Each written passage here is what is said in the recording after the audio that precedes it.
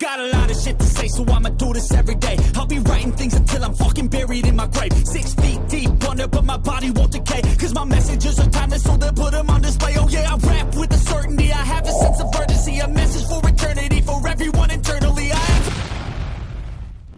Honneur à vous les gars, j'espère que vous allez bien et bienvenue sur Fumichaud, review du chapitre 231 de Blue Lock. Alors, c'est pas un chapitre extraordinaire non plus, donc c'est inutile de faire une vidéo de 20 minutes, mais il y a quand même des choses intéressantes, des théories intéressantes à faire, surtout sur la suite des événements, mais plus intéressant encore sur la suite dans le Blue Lock, parce que il y a certaines phrases, et oui, Fumi il a activé son Sharingan, il y a certaines phrases qui ont été sorties par notre ami Noël Noah et également Snuffy, qui me donnent envie de faire quelques petites théorie pour la suite. Mais avant, comme d'habitude, je vous invite à liker, partager cette vidéo et partager à plus de personnes possible la chaîne Fumichaud. Et oui les frérots, comme d'habitude, c'est de l'auto-promo. Et oui, c'est ça, clairement et simplement. On était sur la sortie de Snuffy. Snuffy est donc sorti, il a été sorti par Barreau d'une certaine façon, mais Barreau a également orchestré son retour. Barreau lui a donné envie de revenir sur le terrain, sur les terrains de foot. Donc le Phoenix, Snuffy, on va entendre parler de lui très prochainement les frérots.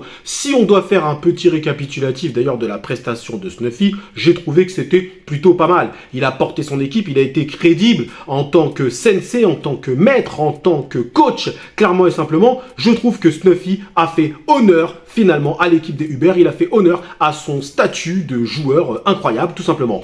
Noah, c'est autre chose. Noah, on n'est pas loin de la fraude.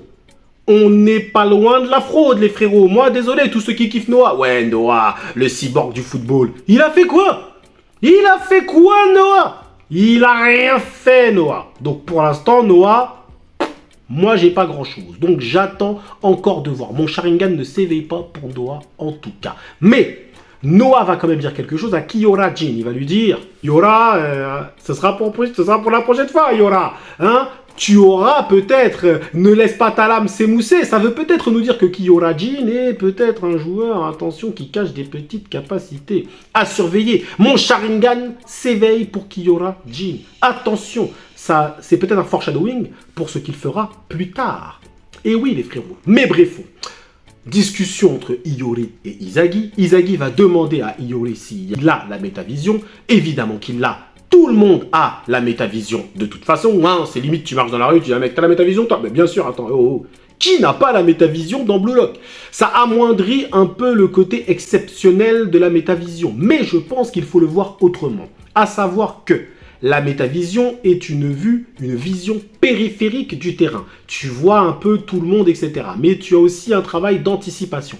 Il y a donc, selon moi, on va dire, une échelle des maîtrises, de la métavision. Comme le Super Saiyajin 1, 2, 3, etc. Ou peut-être même, on peut juste prendre le Super Saiyajin 1. Tu as 4 évolutions du Super Saiyajin 1. Eh bien, c'est un peu la même chose pour la métavision. Je pense que tu as plusieurs niveaux de contrôle. Je pense que Izagi et Kaiser sont à peu près au même niveau. Nico est un peu en dessous, je pense aussi. Et Iori-Yo, on va voir à quel niveau il est. Mais en tout cas, il a cette vision, il a cette méta-vision. Par conséquent, il est capable d'épauler Izagi. Comme Tsubasa et Taro Mizaki. On revient toujours à la base. Captain Tsubasa, ne l'oubliez pas, les gars. Mais, en tout cas, on sait maintenant que les deux vont jouer ensemble. Iori est là pour Izagi. Il est là pour que Izagi mette son but, très clairement. Izagi reconnaît qu'il était dans l'incapacité de le faire tout seul. En même temps, le football, c'est un jeu d'équipe. Tu ne peux pas tout faire tout seul, mon frérot. Mais il n'y avait personne sur le terrain qui pouvait l'aider. Alors ça, c'est un peu faux. Parce que je pense que Kaiser peut l'aider. Mais Kaiser ne veut pas l'aider. Bah oui, on est dans la même équipe, mais on ne joue pas ensemble. Ça, c'est le jeu, la chanson des dévoreurs. Comme d'habitude. Mais Iori-Yo pourra peut-être aider maintenant Izagi à concrétiser son but. Mais je ne pense pas que c'est Izagi qui va mettre le but. Je pense que c'est Kunigami. Ensuite, on a une discussion entre Snuffy et Noah. Et justement, on va faire un parallèle avec Jinpachi, Ego et Noah, etc. On va dire que la rivalité qu'il y avait entre eux. Mais c'est pas sur ça que je vais m'arrêter, c'est regarder les frérots. Là, on vous a fait un parallèle scénaristique avec Captain Tsubasa. Vous ne l'avez pas vu, mais moi, j'ai vu pour vous. Sharingan en action.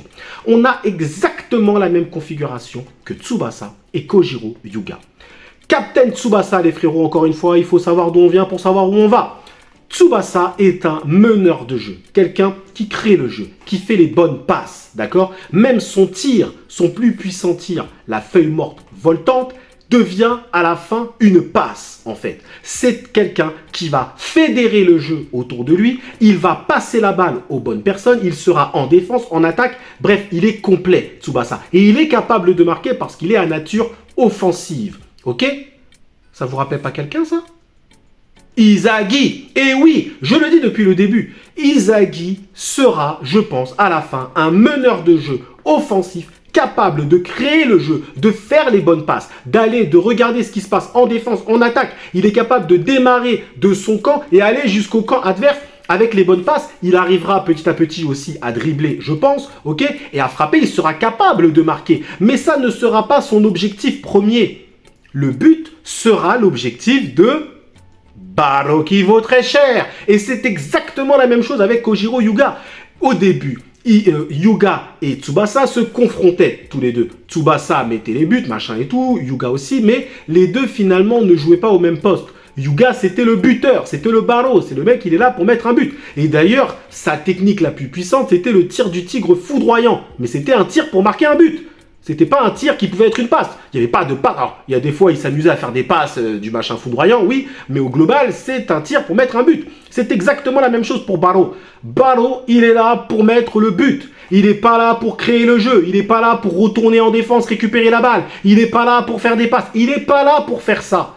Il est là pour tirer et mettre le but terminé. Œil du chasseur, frérot, tu comprends pas ou quoi? Eh bien, dans une équipe où, les frérots, tu mets au milieu de terrain Rin, Sae et Izagi, d'accord? Tu mets qui en pointe? Si tu joues avec 3 milieux de terrain, tu mets qui en pointe? Tu mets Baro, parce que Rin, Sae et Izagi ont un peu les mêmes caractéristiques de joueurs. Rin et Izagi, ça a déjà été dit. Je suis pas en train de vous l'inventer, ça a déjà été dit. Et Sae, il a lui-même admis qu'il n'était pas là pour mettre des buts. Il a choisi Shidou, frérot. S'il a choisi Shidou, c'est parce que Shidou était capable de réceptionner ses passes dans n'importe quelle position à la Zlatan. Sae, lui, très clairement, c'est un passeur, c'est pas un buteur. Donc lui, il assume son statut de milieu de terrain. Rin, c'est la même chose qu'Izagi, c'est un créateur de jeu qui peut marquer. Parce qu'il est fort, parce qu'il sait. Mais ce n'est pas son objectif premier. Il n'est pas obnubilé comme un Baro. Baro ne va pas travailler autant sur le terrain qu'un Rin, qu'un Sae ou qu'un Izagi. Baro, tu le verras uniquement dans la phase finale. Tu le verras uniquement au dernier mouvement.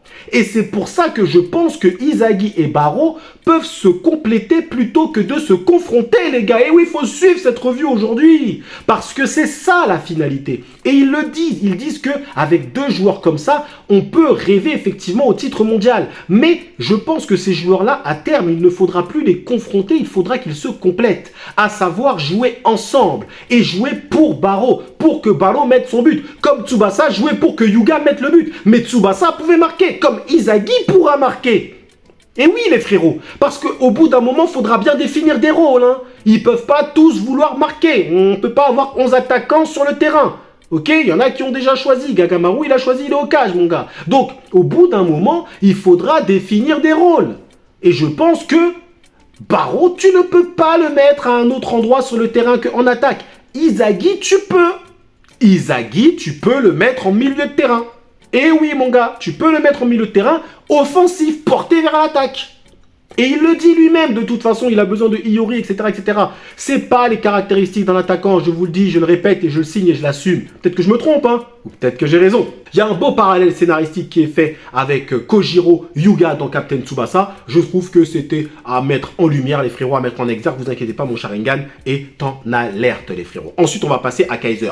Kaiser sera très certainement, je pense, on va dire à l'initiative d'une attaque de ouf. Il va faire une attaque, mais il va passer à côté des cages. Il va pas mettre le but, le Kaiser, on le sait, frérot, arrête de rêver. Il ne mettra pas le but décisif, Kaiser.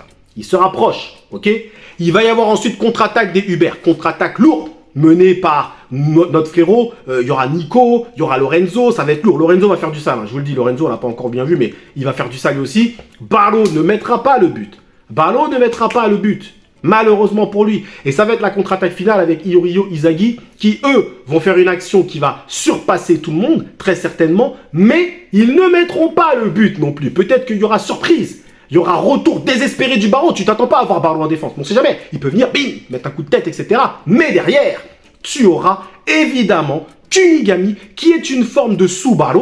Désolé, alors même si on te dit qu'il a les capacités de Noël Noah, machin, mais bref, c'est un peu un Subaru, on va dire, si tu veux, ok, et qui lui va veiller au grain, peut-être, pourquoi pas, éveiller l'œil du chasseur pour Kunigami, très possible, hein, et bim, frappe, et il va mettre le but. Voilà comment je vois la suite, en tout cas, de cette confrontation. Malheureusement, les Uber vont perdre. Dans leurs prestations, ils sont supérieurs, mais ils vont perdre. De toute façon, c'est simple. Quand tu regardes le chapitre, quand tu lis le chapitre, tu vois des mecs qui sont là en train de comploter. Ouais, t'inquiète, Ness, on va mettre le but, on va les dévorer. Ils sont en train de parler de leurs coéquipiers. Hein. Ils sont en train de parler de leurs coéquipiers. Les gars sont en train de comploter. Ah ouais, t'inquiète pas, et après on va se les faire, on va les défoncer, nanani, nanana. Ok, ils parlent de ses coéquipiers. Et derrière, à côté, face à eux, tu as une vraie équipe qui sont fédérés autour de Barreau, qui disent, bon, vous me suivez ou quoi les gars? Ouais, on est avec toi Barreau, ouais, machin, nanani, on est une équipe. On est là, on est une équipe, on veut marquer. Donc en fait, tu as une équipe face à des individualités. Qui va gagner? Bah, c'est les individualités. C'est très logique moralement, hein. Très logique. Hein. Mais bref, c'est clairement les bastards qui vont gagner ce match-là. Et franchement, je ne le souhaitais pas. Bref, en tout cas, les frérots, dites-moi vous ce que vous avez pensé de ce chapitre. Petit chapitre de transition, mais qui permet de faire des petites théories, les frérots. Et c'est ça qu'on aime. C'est que même sur un chapitre qui n'est pas ouf, ouf, ouf, eh bien nous, on peut théoriser de ouf, ouf, ouf, les gars. Et oui, c'est comme ça, les gars. Prenez soin de vous, les frérots. Et que l'honneur soit avec vous.